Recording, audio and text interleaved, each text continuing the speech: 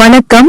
Senior கூட்டுறவு அலுவலர்களின் WhatsApp குழுவின் 2024ஆம் ஆண்டுக்கான கூட்டம் ஜூலை மாதம் 4ஆம் தேதி அன்று சென்னையில் கூட்டுறவு பயிற்சி மேலாண்மை நிறுவனத்தில் நடைபெற்றது. காலை 10 மணிக்கு துவங்கிய கூட்டம் மாலை 5:30 மணி அளவில் நிறைவடைந்தது. இந்த முதல் காணொளியில் நிகழ்ச்சியின் துவக்கமாக நடைபெற்ற தமிழ்த்தாய் வாழ்த்து பிறகு குழுவின் அட்மின் திருமதி நந்தகுமாரி அவர்களின் வரவேற்பு உரையும் பிறகு குழு கடந்த வந்த பாதை பற்றி திருநாவுக்கரசு அவர்களின் உரையும் இடம்பெறுகிறது மற்றும் குழுவில் 80 வயதுக்கு மேல் உள்ளவர்களுக்கு மரியாதை செய்தல் மற்றும் அவர்களின் உரையும் இடம்பெறுகிறது. நிகழ்ச்சியை சாமுவேல் பிரபாகர் தொகுத்து வழங்கினார். பொன்னண்டம் யூடியூப் சேனல் இதனை வழங்குகிறது. காணொளி பகுதி 2 விரைவில் தொடரும். வருகை தந்துள்ள அனைவருக்கும் வணக்கத்தை தெரிவிப்பதுடன் தற்பொழுது நிகழ்ச்சியை துவக்கலாம். முதலில் தமிழ்த்தாய் வாழ்த்து.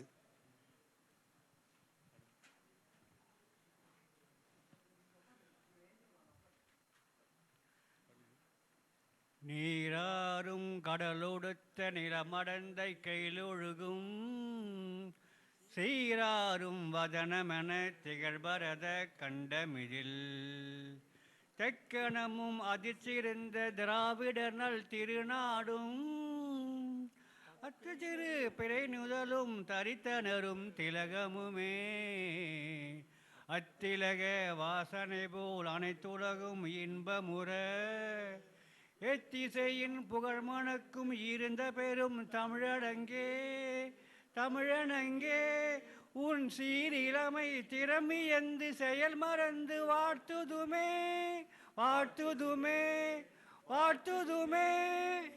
நன்றி, வணக்கம். நிகழ்ச்சியின் அடுத்தபடியாக நமது துறையிலே நம்முடன் பணிபுரிந்து தற்பொழுது உயிர் நீத்த அலுவலருக்கான அஞ்சலி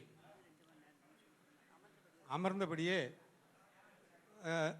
அஞ்சலி செலுத்தியவுடன் 2 நிமிடம் அமைதியாக கழிக்குமாறு கேட்டுக்கொள்கிறேன். ஆகியோரின் மறைவுக்கு அஞ்சலி செலுத்தும் வகையில் உறுப்பினர்கள் 2 நிமிடம் எழுந்து நிற்க.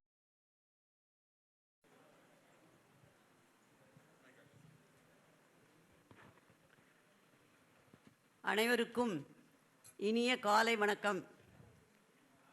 நமது சீனியர் கோஆபரேட்டிவ் அஃபீஷியல்ஸ் இந்த குழு வாட்ஸ்அப் குழு ஆரம்பித்து அதில் தற்போது 155 உறுப்பினர்கள் உள்ளார்கள்.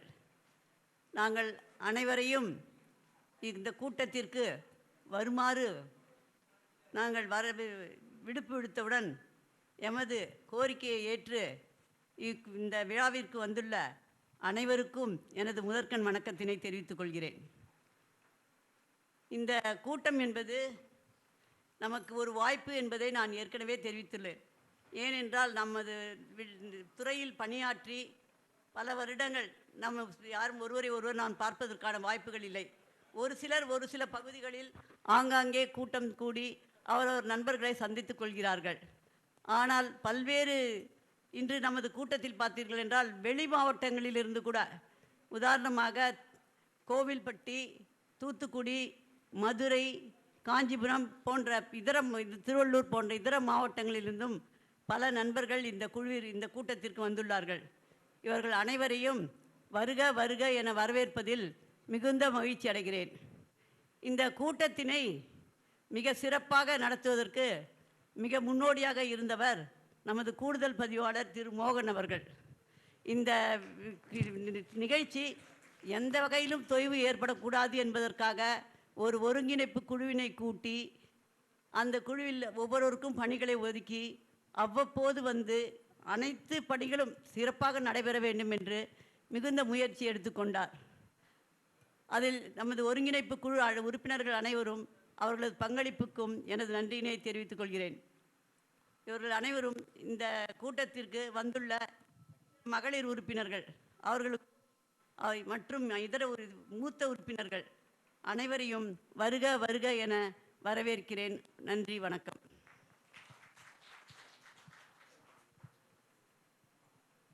நன்றி மேடம் அவர்களே.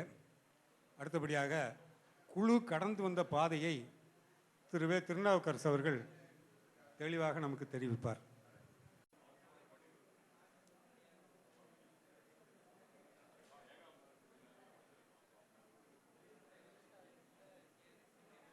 கனியிடை ஏறிய சுளையும் முற்றல் களையிடை ஏறிய சாரும் பனிமலர் ஏறிய தேனும் காற்று பாலிடை ஏறிய சுவையும் தனி பசு பொழியும் பாலும் தென்னை நல்கிய குளிரின் நீரும் இனியன என்பேன் எனினும் தமிழை என்னுயிர் என்பேன் கண்டீர். பொழிலிடை வண்டின் ஒளியும் ஓடை புனலிடை வாய்க்கும் களியும் குழலிடை வாய்க்கும் இசையும் வீணை கொட்டிடும் அமுத பண்ணும் குளவிகள் மலலை பேச்சும் பெண்கள் கொஞ்சிடும் இதழின் வாய்ப்பும் விலகுவனேனும் தமிழும் நானும் மெய்யாய் உடலுயிர் கண்டீர். சென்னல் மாற்றிய சோறும் பசுனை தேக்கிய கரியின் வகையும் தன்னிகர் தானிய முதிரை கட்டி தயிரொடு மிளகின் சாரும் நன் மதுரம் செய் கிழங்கு காணில் நாவில் இடித்திடும் அப்பம் உன்னை வளர்ப்பன தமிழா உயிரை உணர்வை வளர்ப்பது தமிழே. நன்றி. புரட்சி கவிஞர் பாவேந்தர் பாரதிதாசன் அவர்கள். ஓய்வு பெற்ற கூட்டுறவுத்துறை உயர் அலுவலர்களின் 3வது சந்திப்பில் கலந்து கொள்ள வருகை தந்துள்ள ஓய்வு பெற்ற கூட்டுறவுத்துறை உயர் அலுவலர்களான சகோதர சகோதரிகளே, உங்கள் அனைவருக்கும் எனது இனிய காலை வணக்கங்களை தெரிவித்துக் கொள்கிறேன். நம் குழுவில் கடந்த ஓராண்டு பயணம் குறித்து பேசுவதற்கு நான் உங்கள் முன் நின்று கொண்டிருக்கிறேன். கடந்த முறை 4 ஆண்டு பயணம் குறித்து 28 நிமிடங்கள் பேசினேன். தற்போது ஓராண்டு பயணம் குறித்து பேச 7 நிமிடங்களாக தேவைப்படும் என்றே கருதுகிறேன். அட்மின் நம்மையார் அவர்களே, மணி அடிக்காமல் இருக்க வேண்டும் என்று கேட்டுக்கொள்கிறேன். வேகமாக ஒரு முன்னோட்டம் போய்விட்டு வந்து விடுவோம். 3/6/2019 நம் இணையவழி குழு துவங்கப்பட்ட நாள். 7/7/2019 நமது குழுவின் முதல் சந்திப்பு இதே இடத்தில். 26/5/2023 நமது குழுவின் 2வது சந்திப்பு இதே இடத்தில். 4/7/2024 இன்று நமது குழுவின் 3வது சந்திப்பு இதே இடத்தில். குழு துவங்கப்பட்ட நாளை கவனித்தீர்களா? 3/6 ஜூன் 3. பேரோடும் புகழோடும் 5 ஆண்டுகளை கடந்து இந்த குழு வெற்றிகரமாக இயங்கிக் கொண்டிருப்பதற்கு பேரோடும் புகழோடும் வாழ்ந்து மறைந்த தமிழக ஆளுமைகளில் தவிர்க்க முடியாதவராகிய தமிழக தலைவர் ஒருவரின் பிறந்த நாள் என்று இந்த குழு தூங்கப்பட்டதுதான் காரணம் என்று நீங்கள் நினைத்து கொண்டிருக்கலாம். அதில் தவறில்லை. ஜூன் 3 என்பது குழு துவங்கப்பட்ட நாள் என்பது நம் அனைவருக்கும் தொடர்புடைய நாள் என்றாலும் இந்த ஜூன் 3க்கு எனக்கு தனிப்பட்ட முறையில் ஒரு தொடர்பும் உண்டு. ஆம், எங்கள் இளைய பேத்தி சங்கமித்திரை பிறந்ததும் இந்த ஆண்டு ஜூன் 3ஆம் தேதி தான் என்பதால் இந்த நாளை நான் எளிதில் கடந்து சென்று விட முடியாது என்பது உண்மை. தற்பொழுது குழுவின் பயணத்திற்கு வருவோம். திரு சி ராஜேந்திரன் ஈயாப்பா அவர்கள் கடந்த ஆண்டுகளைப் போலவே இவ்வாண்டிலும் திருவண்ணாமலை புகழ் பாடும் அருணாச்சலா பக்தி தொடரை தொடர்ந்து வழங்கி வந்துள்ளார். திரு RMJ அவர்கள் பழைய தமிழ் திரைப்பட பாடல்களை வழங்கி வந்தார்கள். ஏனோ இந்த ஆண்டில் இடைவெளி விட்டு விட்டார். அவர் கூட்டத்திற்கு வருவதாக சொல்கிறார்கள். இந்த ஆண்டில் அவர் தனது பழைய பணிகளை தொடர வேண்டும் என்று கேட்டுக்கொள்கிறேன். திரு KPP அவர்கள் எந்த பொருள் குறித்தும் எழுதும் தகுதி படைத்தவர். சில நேரங்களில் இவர் எழுத்து வசனம் மாதிரி இருக்கும், சில நேரங்களில் கவிதை மாதிரி இருக்கும், சில நேரங்களில் வசன கவிதை மாதிரி இருக்கும்.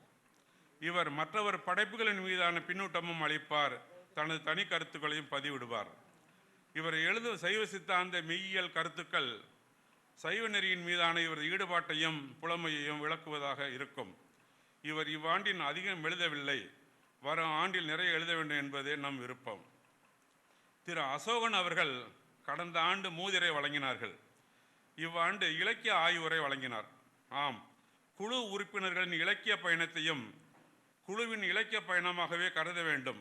அவ்வகையில் அண்ணன் திரு வே பெருமாள் சாமி அவர்கள் எழுதிய ஒவ்வொரு மூங்கிலும் புல்லாங்குழல் என்ற நூல் வெளியீட்டு விழாவிற்கு தலைமை தாங்கி நடத்திய ஐயா அசோகன் அவர்கள் அந்நிகழ்ச்சியில் மிகச்சிறந்த இலக்கிய ஆய்வுரை நிகழ்த்தினார். அவரது உரையை திரு உமாகாந்தன் அவர்கள் குழுவின் ஒளித்திரையில் வெளியிட்டார். அந்நிகழ்ச்சியில் நான் பேசும்போது திரு அசோகன் அவர்களை குறிப்பிட்டு ஒரு நூலகமே நூல் வெளியீட்டு விழாவிற்கு தலைமை தாங்குகிறது என்றேன். புரிந்ததோ புரியவில்லை, யாரும் அதற்கு கைதட்டவில்லை.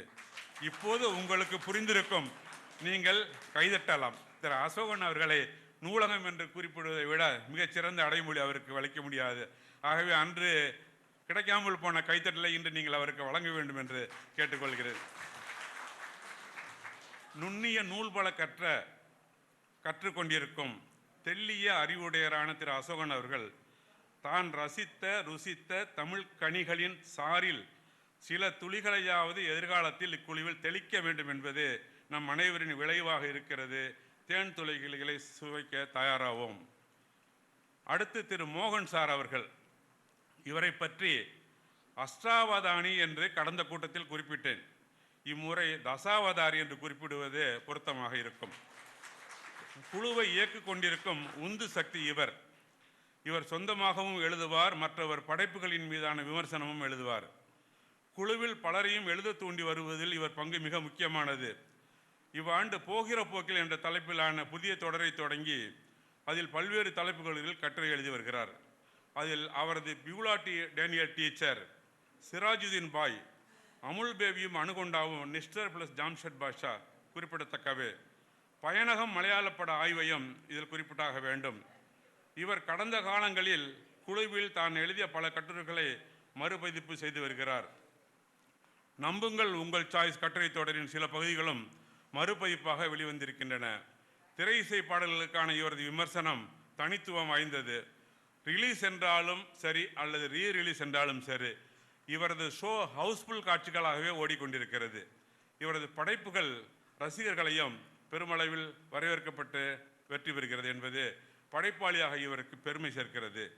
தான் எழுதுவதோடு மற்றவர்களையும் எழுத தூண்டும் இவரது பண்பு பாராட்டத்தக்கது. இவர் பிறர் எழுதும் தொடர்களை தொடர்ந்து கடந்த ஆண்டுகளில் தொகுத்து வழங்கும் சீரிய பணியை செய்து வந்தார். கடந்த காலங்களில் இவர் பலரின் பல தொகுப்புகளை வெளியிட்டுள்ளார். இவ்வாண்டிலும் 1-2 தொகுப்புகள் வெளியிட்டார். குழு உறுப்பினர்களே, வருங்காலங்களில் நிறைய தொடர்கள் எழுதுங்கள், அவற்றை நேர்த்தியாய் தொகுத்து தரும் பணியை மேற்கொள்ள திரு மோகன் சார் அவர்கள் காத்திருக்கிறார் என்று தெரிவித்து மேல் செல்கிறேன். திரு ஏம் ஜனார்தனமூர்த்தி அவர்கள் உயிரியல் தொடர்பான மரபணு திருத்தம், ஜீன் எடிட்டிங் என்ற தலைப்பில் 6 பகுதிகளாக ஒரு அறிவியல் தொடரை இவ்வாண்டு பதிவிட்டார். நல்ல வரவேற்பு பெற்றது இத்தொடர். இவரே அவ்வப்போது இலக்கிய பின்னூட்டங்கள் அளிக்கவும் தவறுவதில்லை. இவர் பரந்துபட்ட அறிவு உடையவர். ஒரு குறிப்பிட்ட துறையின் கீழ் இவரை வகைப்படுத்திவிட முடியாது. இவரது புதிய படைப்புகளுக்காக குழு காத்திருக்கிறது என்பதை மட்டும் சொல்லி மேல் செல்கிறேன். திரு பொன்மணி சடகோபன் அவர்கள் அவ்வப்போது தன் முருகுதமிழ் ஆடியோ வாயிலாக இறைப்பாடல்களை எழுதி பாடி பதிவு செய்து வருகிறார்.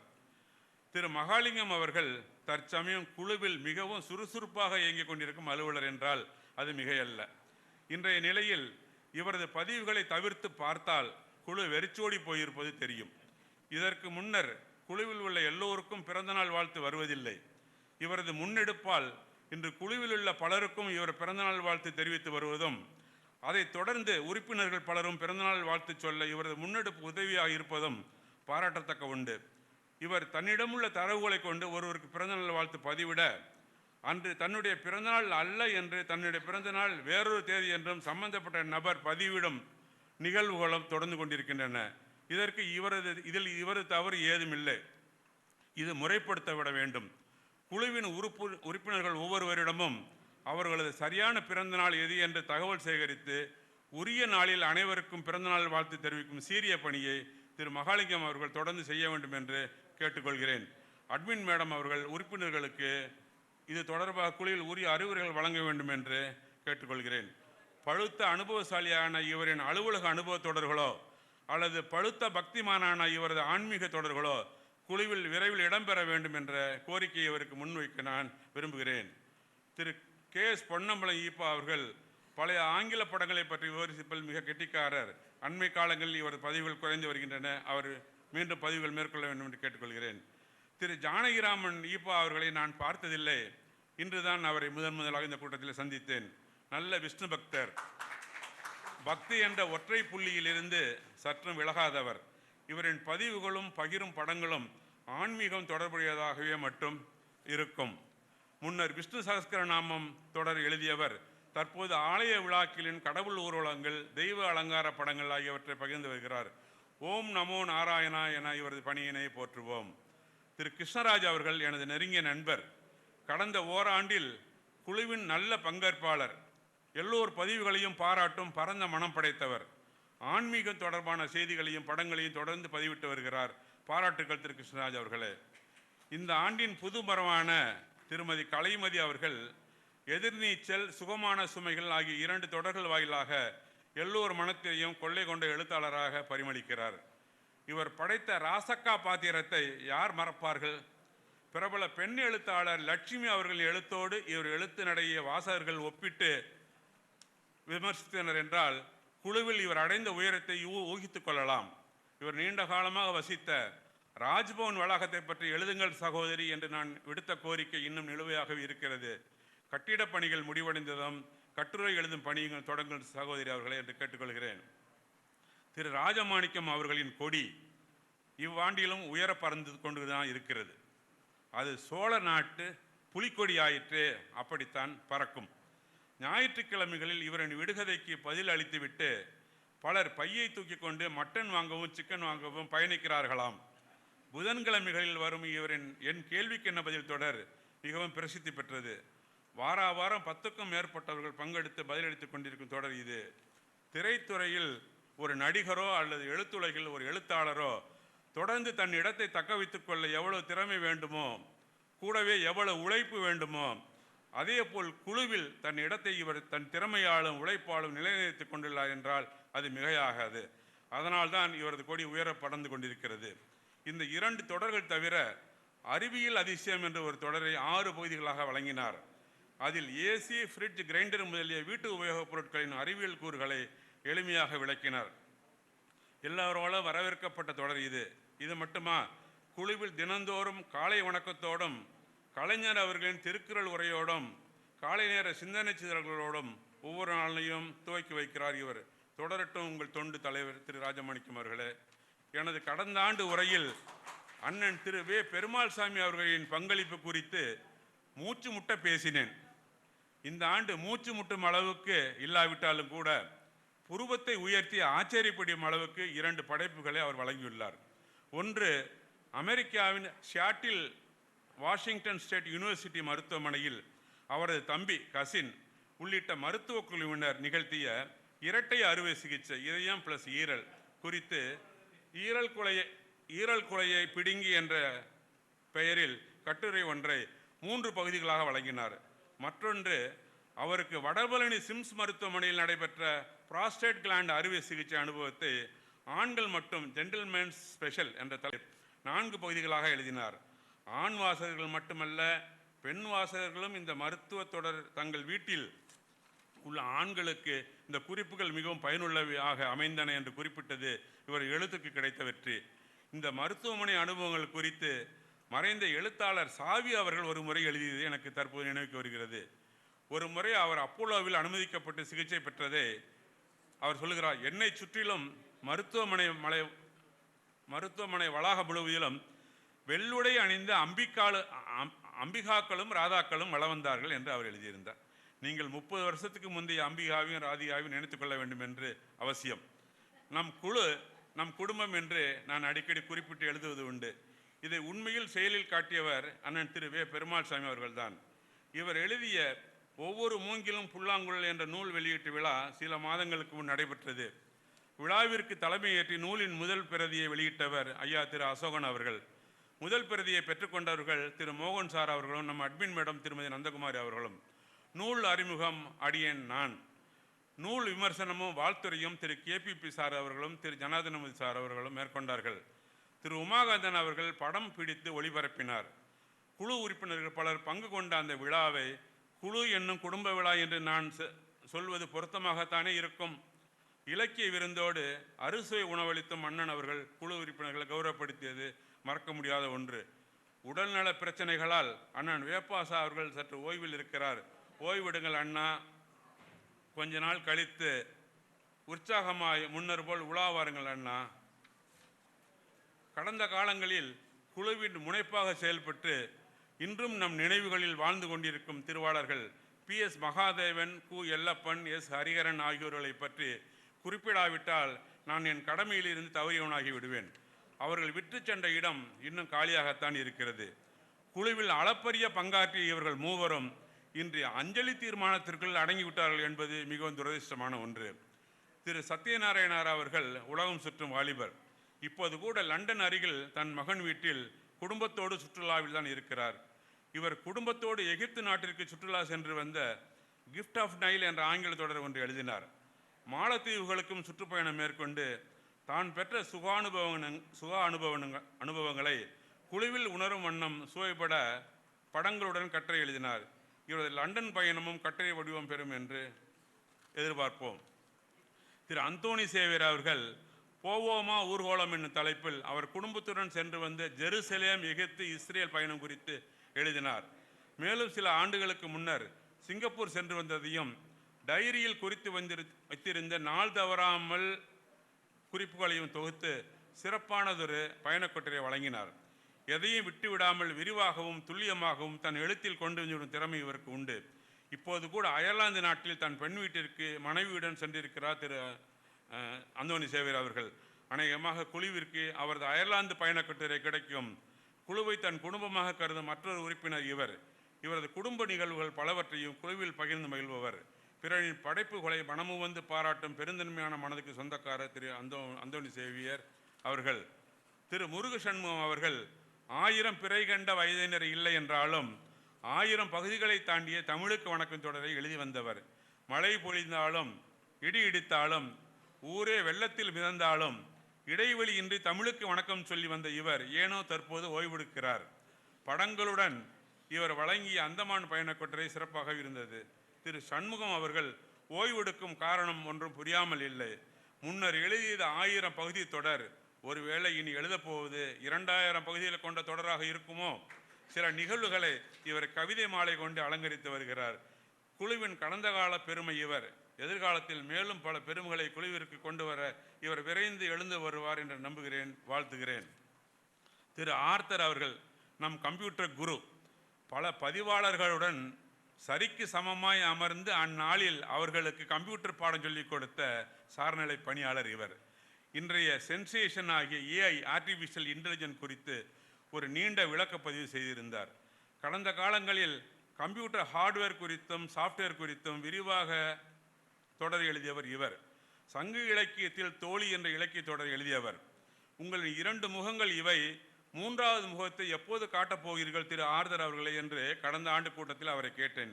இன்னமும் அந்த 3வது முகத்தை அவர் காட்டவில்லை. தாத்தா டியூட்டியில் எங்களை போன்று நீங்களும் பிஸி தான் என்று புரிகிறது. ஆனாலும் தொட்டிலை விட்டு கொஞ்சம் தொடுதிரை பக்கம் வாருங்கள் திரு ஆர்தர் அவர்களே. உமா என்று நான் அன்புடன் அழைக்கும் திரு உமாகாந்தன் அமைதியான சாதனையாளர். கடந்த ஆண்டு இந்த அரங்கில் நிலவிய மோசமான ஒளி அமைப்பு சூழலிலும் தன் திறமையால் படங்களையும் வீடியோக்களையும் எடுத்து குழுவில் வெளியிட்டவர். குழு புகைப்படத்தை திறம்பட எடுத்து அதன் பிரதிகள் அனைவரின் இல்லங்களுக்கும் தூதஞ்சலில் வந்து சேர வகை செய்தவர். அவருக்கு இதற்காக நாம் பாராட்டுகளை தெரிவித்து நடப்பாண்டில் குழுவில் அவரது பங்களிப்பு குறித்து விவரிக்கிறேன். திரு உமாகாந்தன் அவர்கள் நானும் விமானங்களும் என்றொரு பயணக்கட்டுரை எழுதினார். படப்புதிர்கள், ஆப்டிக்கல் இல்லூஷன், பிரெயின் டீசர்ஸ் ஆகியவை வழங்கினார். ஏஐ குறித்த படங்களை பாடங்களாய் பதிவு செய்தார். முன்னர் தன்னுடைய பொன்னியன்னம் சேனல் வழியாக தகவல்களை வழங்கியவர் தற்போது மின் கைத்தடி என்னும் சேனல் வழியாக வழங்கி வருகிறார். கான்செப்ட் சாங்ஸ், சிச்சுவேஷன் சாங்ஸ் ஆகியவற்றை சுருக்கி வழங்குவதில் இவருக்கு நிகர் இவரே. குழுவின் தேர்ச்சக்கர கால்களில் இவரும் ஒருவர். ஆக்கி என எல்லோராலும் அன்புடன் அழைக்கப்படும் திரு அனந்தகிருஷ்ணன் ஒரு காலத்தில் குழுவில் நலதமேந்தி, ராமானுஜர் தொடர்களை எழுதியவர். சுஜாதாவின் விசிறி. இப்போதும் கூட இவர் எங்கிருந்தாவது எடுத்து ரசிக்கும்படியாத ஏதாவது செய்திகளை குழுவில் பகிர்ந்து கொண்டு வருகிறார். அது சுஜாதாவின் எழுத்தாக இருக்கலாம், அல்லது தென்கட்சி சுவாமிநாதன் அவர்களின் நகைச்சுவையாக இருக்கலாம். இலங்கை சென்று வந்தார், சிங்கப்பூர், மலேசியா சென்று வந்தார், தாய்லாந்து சென்று வந்தார், அண்மையில் பஞ்சாப், காஷ்மீருக்கெல்லாம் கூட சென்று வந்தார். ஏனோ பயணக்கட்டுரைகள் எழுத இவர் பிரயத்தனப்படவில்லை. ஆனால் குழுவில் இவரது இருப்பை உணர்த்தி கொள்ளும் வகையில் இவரது பங்களிப்பு இருந்து கொண்டிருக்கிறது, பாராட்டத்தக்கது. தொடருங்கள் தோழரே. அடுத்து அண்ணன் திரு ராஜாமீரான் அவர்கள் இன்று வரவில்லை என்று நினைக்கிறேன். முன்னர் ஒரு காலத்தில் என்னை பின்னூட்ட திலகம் என்றார்கள். அந்த பட்டத்தை நான் துறந்து வெகு காலமாகிவிட்டது. உண்மையில் இன்றைய தேதியில் குழுவின் பின்னூட்ட திலகம் திரு ராஜாமீரான் அவர்கள்தான். படிக்கும் காலத்தில் காம்ப்ரிஹென்ஷன் எழுதுவதில் இவர் கெட்டிக்காரராக இருந்திருக்க வேண்டும். எவ்வளவு நீண்ட பதிவுகளின் சாராம்சத்தையும் தன் பாணியில் சுருக்கி அழகான விமர்சனம் செய்து அனைவரின் பாராட்டையும் பெறும் செப்படி வித்தகர் இவர். எல்லோருடைய பதிவுகளையும் படித்து பாராட்டும் பரந்த மனதுக்காரர். இவரின் புன்னகைக்கு முன்னால் பூக்களும் நாணி போகும். எல்லோரிடத்திலும் அன்பு மொழிகள் பேசி எல்லோர் படைப்புகளை படித்து தான் படித்து மகிழ்ந்தவர்களை பின்னூட்டங்களாக எழுதி குழுவின் படைப்பாளிகளை கௌரவித்து குழுவை பெருமைப்படுத்துவதில் இவரின் பங்கு தொய்வின்றி தொடர வேண்டும் என்று கேட்டுக்கொள்கிறேன். திரு சேகர் அவர்கள் புரட்சிகரமான பதிவுகளை வெளியிடுபவர். ஆனால் ஒரு நிமிடம் போட்டிவிட்டு மீண்ட இடைவெளி எடுத்துக் கொள்வார். தொடர்ந்து உங்கள் கருத்துக்களை வெளியிடுங்க நண்பர் சேகர் அவர்களே. திரு என் இளங்கோ தோற்றத்தில், எண்ணத்தில், இயக்கத்தில் என்றும் இளைஞர், பொது உடைமை சிந்தனாவாதி, கூப்பிட்ட குரலுக்கு மட்டுமின்றி கூப்பிடாத குரலுக்கும் ஓடி வந்து உதவும் நல்ல இதயக்காரர், நல் இயல்புக்காரர். தான் சார்ந்த ஓய்வு பெற்ற அரசு பணியாளர் சங்கத்தில் முக்கிய பொறுப்பில் இருப்பவர். அவர் செயல் சார்ந்த செய்திகளையும் புகைப்படங்களையும் குழுவில் பதிவிட்டு பலது பாராட்டையும் பெற்று வருகிறார். இவரது அண்மைக்கால ஈடுபாடு சுற்றுச்சூழல் பாதுகாப்பாகும். காலத்திற்கான தேவை இது. ஓய்வு பெற்ற அரசு ஊழியர்களின் நலன்களை பாதுகாப்பதோடு சுற்றுச்சூழல் பாதுகாப்பிற்கும் இவர் நேரம் ஒதுக்கி செலவிடுவது பாராட்டுக்குரியது. தம்பி உடையான் படைக்கு அஞ்சான். இளங்கோ தம்பி உடையானாம், எதற்கும் அஞ்ச வேண்டாம், அவரையும் வாழ்த்துவோம். கடலூரார் திரு குருமூர்த்தி குழுவின் பாடும் குயில் வரவில்லை என்று நினைக்கிறேன். குழுவில் பாடும் குயிலாக அறிமுகமாகி இப்போதும் குழுவில் பாடிக்கொண்டிருக்கிறார். இவரது இன்னொரு பங்களிப்பு ஓய்வூதியர் நலனில் ஈடுபாடு. இது குறித்த செய்திகளையும் குழுவில் பதிவிட்டு வருகிறார். அண்மையில் குழுவில் அரசு ஓய்வூதியர்களில் 70 வயது நிரம்பியவர்களுக்கு 10% அடிப்படை ஊதியம் உயர்த்தினால் அரசுக்கு மாதாந்திர செலவினம் எவ்வளோ ஆகும், ஆண்டு செலவினம் எவ்வளோ ஆகும் என்று ஒரு கணக்கீடு செய்து வெளியிட்டிருந்தார். நான் பிரமித்து போனேன். திரு குருமூர்த்தி அவர்களே, கடலூருக்கு கேட்டாலும் கேட்கும் என் குரல். எனக்கும் இன்னும் 6 மாதத்தில் 70 வயது நிறைவடைந்து விடும். 10% அடிப்படை ஓய்வூதிய உயர்வுக்கு அரசு வழிவகை செய்தால் நானும் பலனடைவேன். பாடும் குயில் குருமூர்த்தி அவர்களே, இதோ மேடை ரெடியாக இருக்கிறது, பாடல் தயாரா, உணவு உண்ட பின் வரும் தூக்கத்தை கலைக்க வேண்டியது உங்கள் பொறுப்பு என்று அவர் வருவார் என்று எழுதியிருந்தேன். தன் பெண்களின் பெருமை பற்றி முன்னர் எழுதி வைத்த திரு சேஷாத்திரி அவர்கள் தற்போது தன் மண்ணான திண்டுக்கலின் பெருமைகள் குறித்து சில செய்திகளை பகிர்ந்து வருகிறார். இவர் மேலும் எழுத வேண்டும். திரு ரமேஷ் துடிப்புள்ள இளைஞர், ஓய்வு பெற்று விட்டாலும் துடிப்பு. அவரிடமிருந்து வருங்கால தமிழகமே என்று போன வருடம் அவரை பற்றி சொன்னேன். இப்பொழுது சொல்லுகிறேன், வருங்கால தமிழகமே இந்த ஆண்டிலாவது நீங்கள் எழுத வேண்டும் என்று கேட்டுக்கொள்கிறேன். சோறுடைத்து என்ற பெருமை பெற்ற சோழ நாட்டு பெருமைகளை எழுத்துக்களாய் பறைசாற்றி வந்த திரு காமராஜ் புரட்டப்படாத பக்கங்களை மேலும் புரட்ட வேண்டும் என்று கேட்டுக்கொள்கிறேன். புதிய வரவான திருமதி ஜெயசாந்தி தொடக்கத்தில் பரபரப்பாய் குழுவில் பதிவுகளை மேற்கொண்டு வந்தார். இவ்வளவு பரபரப்பாக இருந்தார், எங்கே அந்த பரபரப்பை காணோம் என்று விசாரித்தால் அவர் அமெரிக்காவுக்கு சென்று விட்டாராம். சகோதரி ஜெயசாந்தி அவர்களே, தாய்நாடு திரும்பி குழுவில் மீண்டும் பரபரப்புடன் நீங்கள் வளர வேண்டும் என்பது எங்கள் விருப்பமாக இருக்கிறது. குழுவில் இணைந்தது முதல் அனைவரது பதிவுகள் மீதும் விரிவான பின்னூட்டம் அளித்தும் தன் சொந்த கருத்துக்கள் பலவற்றை விரிவாக எழுதியும் குழுவை உண்மையில் தன் குடும்பமாக நினைத்து செயல்பட்டு வந்தவர் நண்பர் திரு அலெக்சாண்டர் அவர்கள். எதிர்பாராத சூழலில் சட்டென்று தன் மனைவியை இழந்த அவருக்கு ஆறுதல் கூறி அவரது கண்ணீரை அன்பு என்னும் கரம் கண்டு துடைத்ததில் குழு உறுப்பினர்களுக்கு பெரும் பங்குண்டு. இடமாறுதல் அவரது மனக்காயத்திற்கு மருந்தாக அமையும் என்பதால் பிள்ளைகள் உடன் சில காலம் இருந்து விட்டு வர அமெரிக்கா சென்றுள்ள அவர் கவலைகள் மருந்து என்று சொல்ல முடியாது, கவலைகள் குறைந்து தாயகம் திரும்பி குழுவில் தன் பங்களிப்பை தொடர்வார் என்று எதிர்பார்ப்போம். நல்ல தொடக்கத்திற்கு நாமும் வாழ்த்துவோம். இவர் அமெரிக்க செல்ல விமானத்தில் ஏறுவதற்கு 15 நிமிடத்திற்கு முன்னால் சென்னை மீனம்பாக்கம் விமான நிலையத்தில் இருந்து குழுவில் வெளியிட்ட பதிவில் நான் என்னோடு SCO குழுவையும் அமெரிக்காவிற்கு அழைத்து செல்கிறேன் என்று குறிப்பிட்டிருந்தது உண்மையிலேயே அதை வாசிக்கும் போது நிகழ்வாய் இருந்தது. குழுவின் மீதான இவரது ஈடுபாட்டை அது பிரதிபலிப்பதாக இருந்தது. இன்னும் ஒரே ஒருவரை பற்றி நான் குறிப்பிட்டு விட்டேன் என்றால் என் உரை நிறைவுக்கு வந்துவிடும். அவர்தான் நம் அட்மின் மேடம் திருமதி நந்தகுமாரி அவர்கள்.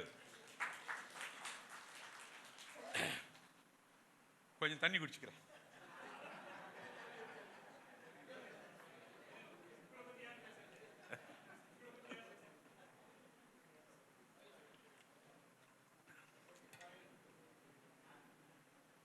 இவர் அமைந்த கரையில் இருந்தாலும் சரி அல்லது மகன் வீட்டில் நெதர்லாந்தில் இருந்தாலும் சரி குழு அமைதியாக இயங்கும். அது அவரது ராசி. மேலும் பால் சூடாகிறது, பொங்கப் போகிறது என்று சுற்றி இருப்போர் குழுவின் பதிவுகள் குறித்து குய்யோ முறையோ என்று கூச்சலிட்டால் அமைதியாக அறிவுரை என்னும் தண்ணீர் தெளிப்பார். தணல் தனியும், பால் பொங்காது, நுரை எழும்பும், ஆனால் பால் வழிந்து விடாது. அது அவரின் சாமர்த்தியம். ஆனால் சவால்கள் நிறைந்த பயணத்தை சாதுரியமாக தொடர்வார். பாதையில் அவரது பாதத்தில் குத்திய முல்லை பக்குவமாய் தூக்கி எறிந்துவிட்டு பயணத்தை தொடர்பவர் இவர். இந்த குழுவை வழிநடத்துவதில் வெளியில் சொல்ல முடியாத பல சங்கடங்களை கலந்த காலங்களில் சந்தித்தவர். ஆனால் எல்லாவற்றையும் வென்று சாதித்தவர் வீர பெண்மணி. தன் மகன் திருமணத்திற்கு கூட இத்தனை பிரயத்தனப்பட்டாரோ என்னவோ. ஆனால் இந்த ஒரு நாள் சந்திப்பிற்கு 3 மாதங்களுக்கு முன்னரே திட்டமிட்டு உழைத்து கொண்டிருக்கிறார். இந்த நிகழ்ச்சிக்காக பின்புலத்தில் நடைபெற்ற வேலைகளை இங்கு வந்திருக்கும் நீங்கள் அறிய வாய்ப்பில்லை. 10 பேர் கொண்ட ஒரு ஒருங்கிணைப்பு குழு அமைத்தார். கான்ஃபரன்ஸ் ஹாலில் இவர் அமைந்த கரையில் இருந்தாலும் சரி அல்லது மகன் வீட்டில் நெதர்லாந்தில் இருந்தாலும் சரி குழு அமைதியாக இயங்கும். அது அவரது ராசி. மேலும் பால் சூடாகிறது, பொங்கப் போகிறது என்று சுற்றி இருப்போர் குழுவின் பதிவுகள் குறித்து குய்யோ முறையோ என்று கூச்சலிட்டால் அமைதியாக அறிவுரை என்னும் தண்ணீர் தெளிப்பார். தணல் தனியும், பால் பொங்காது, நுரை எழும்பும், ஆனால் பால் வழிந்து விடாது. அது அவரின் சாமர்த்தியம். ஆனால் சவால்கள் நிறைந்த பயணத்தை சாதுரியமாக தொடர்வார். பாதையில் அவரது பாதத்தில் குத்திய முல்லை பக்குவமாய் தூக்கி எறிந்துவிட்டு பயணத்தை தொடர்பவர் இவர். இந்த குழுவை வழிநடத்துவதில் வெளியில் சொல்ல முடியாத பல சங்கடங்களை கலந்த காலங்களில் சந்தித்தவர். ஆனால் எல்லாவற்றையும் வென்று சாதித்தவர் வீர பெண்மணி. தன் மகன் திருமணத்திற்கு கூட இத்தனை பிரயத்தனப்பட்டாரோ என்னவோ. ஆனால் இந்த ஒரு நாள் சந்திப்பிற்கு 3 மாதங்களுக்கு முன்னரே திட்டமிட்டு உழைத்து கொண்டிருக்கிறார். இந்த நிகழ்ச்சிக்காக பின்புலத்தில் நடைபெற்ற வேலைகளை இங்கு வந்திருக்கும் நீங்கள் அறிய வாய்ப்பில்லை. 10 பேர் கொண்ட ஒரு ஒருங்கிணைப்பு குழு அமைத்தார். கான்ஃபரன்ஸ் ஹாலில் 2 நாட்களுக்கு ஒரு முறை மீட்டிங். அதை நேர்த்தியாக மினிட் செய்து ஃபாலோ அப் செய்து மேடம் அவர்களுக்கு பக்கம்பலமாக இருப்பவர் திரு மோகன் சார் அவர்கள். அவரையும் நாம் கட்டாயம் பாராட்ட கடமைப்பட்டிருக்கிறோம். சிங்கப்பெண்ணாம் நம் அட்மின் மேடம் அவர்களின் செயல்கள் அனைத்திற்கும் நல்ல ஆதரவு அளித்து அவரது கரங்களை வலுப்படுத்தி நம் குழுவை மேன்முறை செய்வது நம் அனைவரின் கடமையாகும். எல்லோரை பற்றியும் சொன்னீர்களே, உன்னை பற்றி ஒன்றும் சொல்லவில்லையே என்கிறீர்களா? என்னை பற்றி சொல்ல என்ன இருக்கிறது? நான் என்ன வைத்துக்கொண்டா வஞ்சனை செய்கிறேன்? இறுதியாக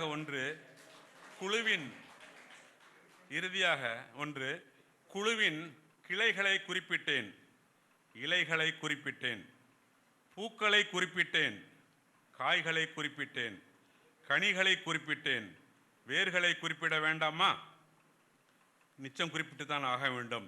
அந்த வேர் எந்த ஆரவாரமும் இன்றி குழுவில் அமைதியாக இருந்து கொண்டு ஆதரவளித்து வரும் பெரும்பாலான உறுப்பினர்களாகி நீங்கள் தான் அந்த வேர், நீங்கள் தான் வேர்கள்.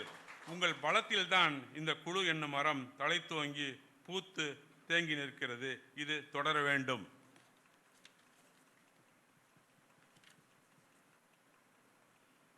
இறுதியாக இந்த குழு ஏன் வேண்டும்? 80 வயது உறுப்பினர் ஒருவருக்கு பிறந்தநாள் என்றால் 50 பேராவது வாழ்த்துகிறார்களே, அதற்காக இந்த குழு வேண்டும். எதிர்பாராத விதமாக யார் வீட்டிலாத எப்போதாவது துக்க நிகழ்வுகள் ஏற்பட்டால் ஓடி வந்து குழு வாயிலாக ஆறுதல் சொல்கிறார்களே, அதற்காக இந்த குழு வேண்டும். நம் பிள்ளைகள் பேரப்பிள்ளைகளின் பெருமைகளை பற்றி நாம் பகிர்ந்து இந்த குழுவில் பதிவிடும் பொழுது தம் பிள்ளைகள் பேரப்பிள்ளைகளை என கருதி குழு உறுப்பினர்கள் பாராட்டி மகிழ்கிறார்களே, அதற்காகவது இந்த குழு வேண்டும். தனி பிரார்த்தனைகளுக்காக இந்த குழு வேண்டும்.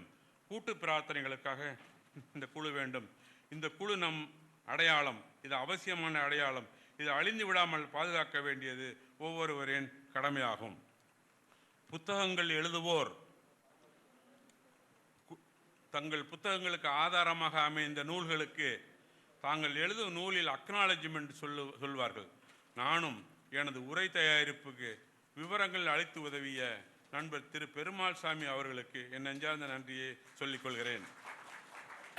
அடுத்த வாரம் பேரனை காண நெதர்லாண்டிற்கு பறக்க இருக்கும் நம் அட்மின் மேடம் அவர்களுக்கு ஹேப்பி பான்வாயை சொல்லிக் கொள்கிறேன்.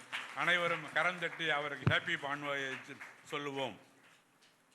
நான் இதுவரை குறிப்பிட்டு பேசிய படைப்பாளிகளின் பெயர்களில், இது டிஸ்க்ளைமர், நான் இதுவரை குறிப்பிட்டு பேசிய படைப்பாளிகளின் பெயர்களில் யாருடைய படைப்பாவது விடுபட்டிருந்தாலோ அல்லது எந்த படைப்பாளியின் பெயரையாவது நான் குறிப்பிட தவறி இருந்தாலோ இதை என் நினைவு பிறழ்வு என்று கருதி அத்தகைய படைப்பாளிகளையும் அவர்களது படைப்புகளையும் நான் இந்த மேடையில் குறிப்பிட்டதாக கருதி பதிவு செய்ய கேட்டுக்கொண்டு, நான் நேசிக்கும் இந்த குழுவை வாழ்த்து வாய்ப்புக்கு நன்றி கூறி அமைகிறேன். நன்றி, வணக்கம்.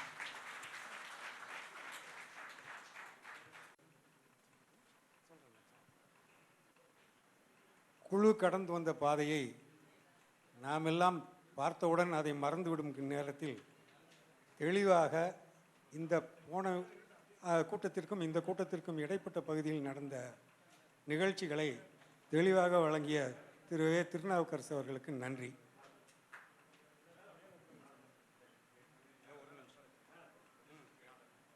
அடுத்த நிகழ்ச்சியாக 80 ஆண்டுகள் கடந்த நமது அலுவலர்களுக்கு மரியாதை செய்யும் விதமாக தற்பொழுது 9 பேர் ஐடென்டிஃபை பண்ணியிருக்கிறாங்க.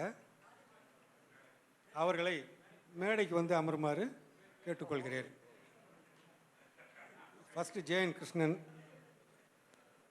Swaminathan JR, Saminathan DR, Chinnaraj JR, Perumal Sami DR, Gandhidas additional registrar, Durairaj DR, Krishnaraj JR, Rajamanickan TR.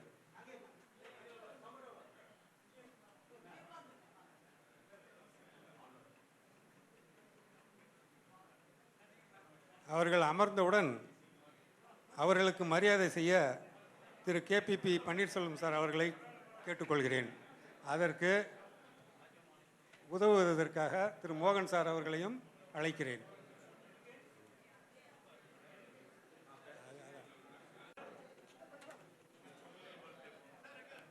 ஆமாம்,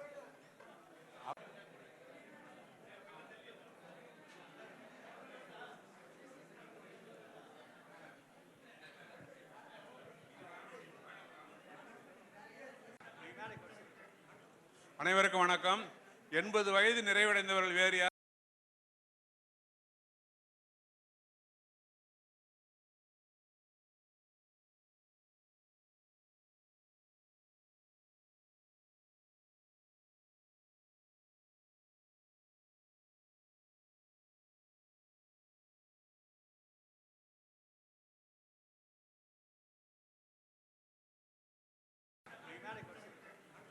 அனைவருக்கும் வணக்கம்.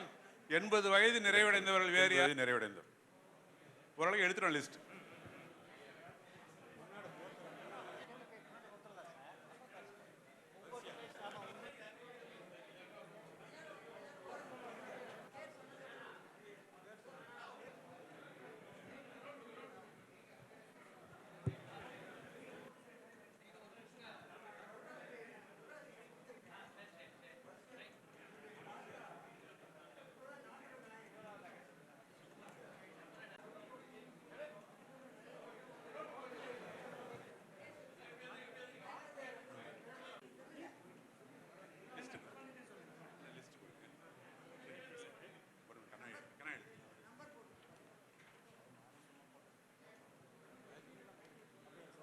எண்பது வயது நிறைந்த துறை அலுவலர்களுக்கு அவர்களை கௌரவப்படுத்தும் நிகழ்ச்சி தொடங்குகிறது. திரு ராஜமாணிக்கம் அவர்களுக்கு,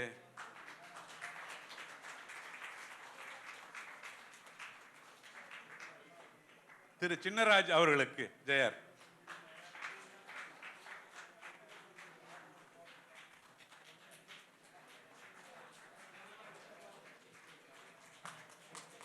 திரு காந்திதாஸ் அடிஷனல் ரிஜிஸ்ட்ரார் அவர்களுக்கு கிளாப் கிளாப்.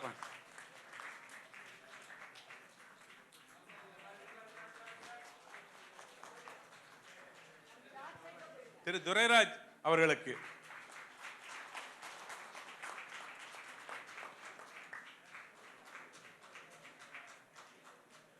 அண்ணன் பெருமாள் சாமி அவர்களுக்கு,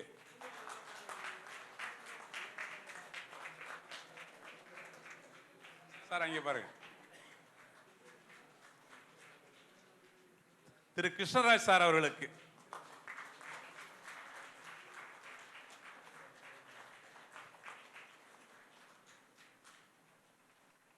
திரு ஜெயன் கிருஷ்ணன் சார் அவர்களுக்கு,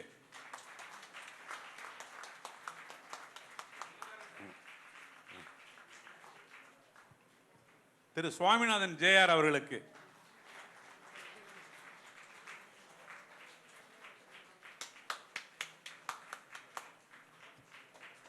திரு சுவாமிநாதன் டிஆர் அவர்களுக்கு,